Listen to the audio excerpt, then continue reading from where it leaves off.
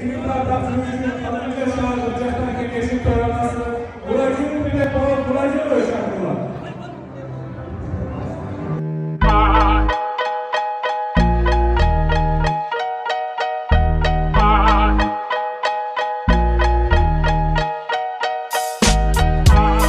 Aytamın kanın ey, atadan gana kalgan burastı.